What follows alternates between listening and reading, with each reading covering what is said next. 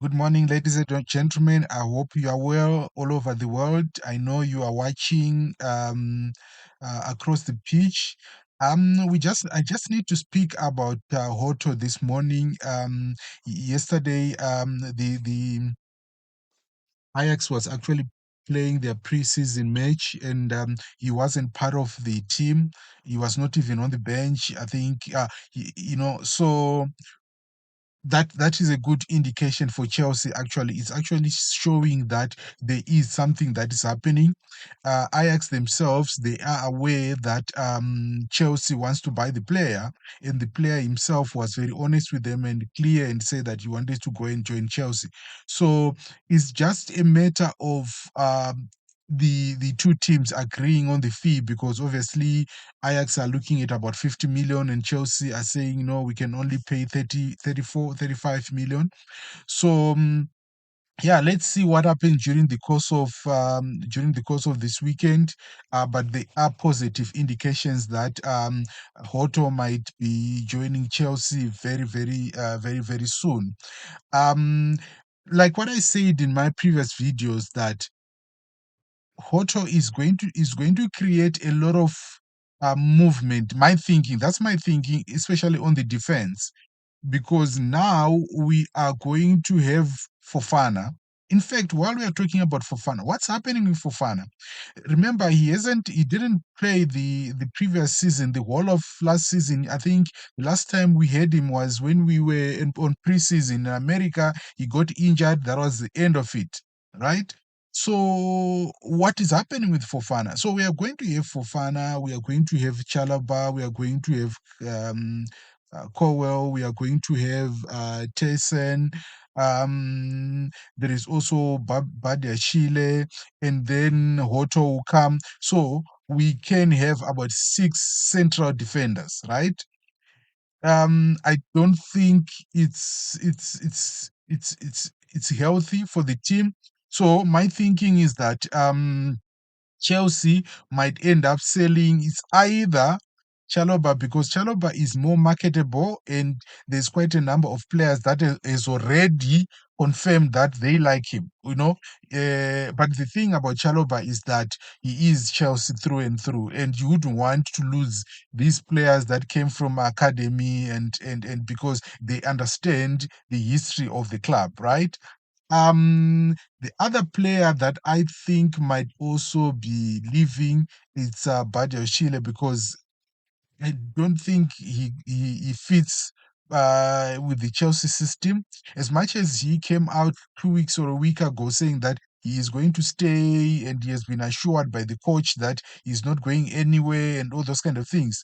But we then cannot have, as much as even Otto himself is coming in, he can play on the left and cover on the left and whatever, and he's still 19. But you cannot buy a player for that much and then put him on the bench the whole season, right? So something we have to give, especially on the defense line, something we have to give. So let's wait and see. What's your comment on that? Maybe you can have some comments and say, what do you think about having six central defenders, right?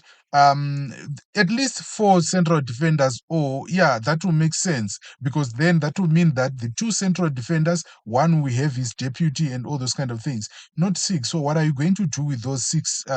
Where are they going to play actually? So let's see. Let me see your comments and then see what happens. Then the next point that I wanted to bring up is that um Chelsea bought a young 18-year-old Jesse Derry from Crystal Palace yesterday, right? His medical is due today's Friday.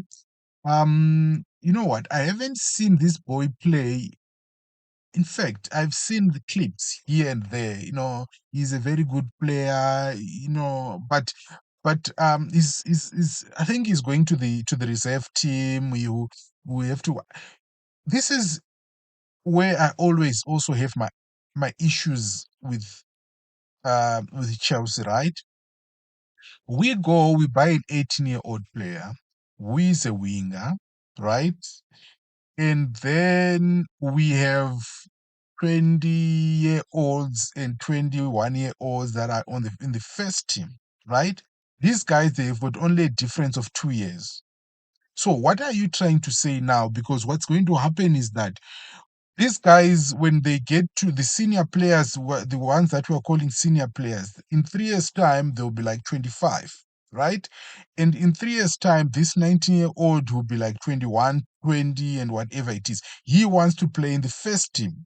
So at the end of the day, you find that these players that we are playing, that Chelsea's buying and sending them on loan, your Mama Dusas of this world, these young juries and all those kind of players, they'll end up just being sold in a year or two again because they won't be able to fit in the what in the first team. So I don't know what you think, guys. Also, I think I need your comment on that. See, do you think that it's worth it for us to continue buying these juniors? It's better for us to buy if your 15-year-olds or your 10-year-olds, bring them to Chelsea and nurture them and do those kind of things, not 18, 19 years, because already you have got a 20-year-old that is already playing the first team, and how are they going to compete?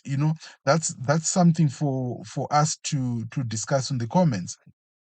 Then Mark Gu is also, Chelsea is ready to send him on loan. You know what? I also don't think that is going to cement his place in the Chelsea first team. As much as I like him, as much as you guys like him, truth of the matter is that this guy, you have got 23, like what I'm saying. You have got your Nicholas Jackson, who is 23. You have got your Dilaps, who are 21. You've got now Joao Pedro's 23 and whatever. And so, how is he going to get into that team, right? Um, I don't see him play in no, you know what, in the first team. I think what we just need to do, we remember we bought this guy for about 5, 6 million pounds from Barcelona last season. So my thinking is that, right, send him on loan, like what they want to do. They want to send him within England, send him on loan, let him appreciate his value, probably 15 to 20 million. Next season, bring him back and put him in the market, right? So that at least you have 15 to 20 million profit on him. Then let him go. Because you see, this you need players that will have that will mature into the first team. And I don't think he will get to that point. I don't think so. But anyway, let's see what happens when he goes to on loan. Someone was talking about going to Coventry, where Lampard is. He can develop and all those kind of things. Let's see who is going to snatch him up for the loan. Then the main issue, or the main topic that has been happening in the last 24 hours, Isak. So this is what I think about Isak, right? One, I don't think he is he can play for Chelsea. One, why? He's too expensive. That's number one. I don't think Chelsea will be able to pay 120 million pounds for him, which is the rumor that Newcastle wants. Number two, we already have our strikers, Nicholas Jackson, we have got Joao Pedro, we have got Dilap. So I don't think he will, because what will then happen is that he's a top striker. So if he comes, the first thing that will happen is that you need now to move around to say, okay, probably Joao Pedro go and play on the left side, then he'll play as number 9. Then it means that would mean Dilap and him will be no, I don't think Chelsea will go for him. I don't think. The only two clubs, or only places he can go, be Liverpool, right? Liverpool, they've always wanted him.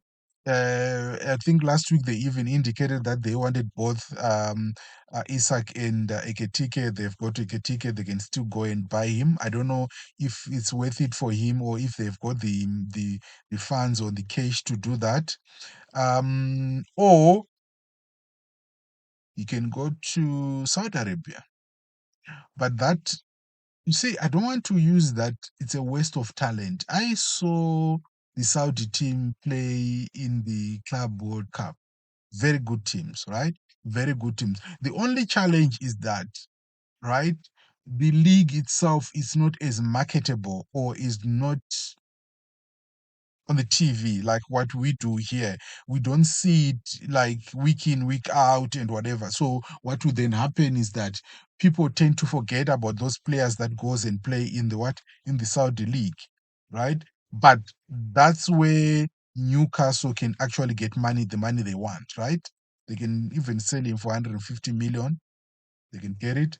And also in terms of his salary, that 300,000 pounds a week that he wants, he can get it. I'm not sure if he can get that much from Liverpool, but he can get that from Saudi Arabia. So those are the two choices that he's got, right? No, Manchester United, they can't afford him. They're already out of that. Um, who else? Arsenal, they've got their Yokeres already. So I think the top five, they are done with their strike force, right? Manchester City, they can't. They've got their own gunmen. I don't think they'll consider him. That he's still young as well, so they can't go and buy him. So the only option is it's either Liverpool or Saudi Arabia. But there is also a rumor that he wants to use this thing that I want to move, not necessarily that he wants to move, but he wants Newcastle to meet his requirements of the 300,000 a week wages, right? So what is he trying to do? He's trying to force Newcastle to consider the his contract to say, look, okay, how much do you want? You want 300,000? We'll give you 300,000, right? And then you say, I will stay. But then the tricky part of that would be you ask a team to give you and they don't give it to you, then you end up going to a team that you don't even like, right? So let's see, let's see what happens with this with him. And yeah, because my thinking is that I don't think Liverpool might buy him, but I don't think Liverpool is actually in a very because considering that they've already paid, there's already spent about almost 300 million already on the players that they've bought. So it means that if they are going to bring him in, they'll actually add another 150, 130 million, which means they could have spent 130 million one season, not one season, one transfer window, because obviously December, January is coming. They might need to buy as well, right? So yeah, it's something to think about. Yeah, and Chelsea, look at this. Chelsea has already said that they are not interested in Isak. So yeah, so they are very clear that please don't use our name. We are not interested in the bidding war or whatever it is. We are happy with the players that we have. So let's see what happens in the next during the course of the week, where he is going, because at the end of the day, you know what, the days are moving, and teams need to get prepared for this money. It's not 150 million or 130 million. It's not something that you can just go and pick up there and say, I'll pay. There's a lot of things that will happen, especially for those teams that might be on the stock exchange and all those kind of things. You need to look for money. You need to find where you can get this kind of money. So let's see what happens. And yeah, have a good day. I'll come back and give you an update later on. Thank you. Bye bye.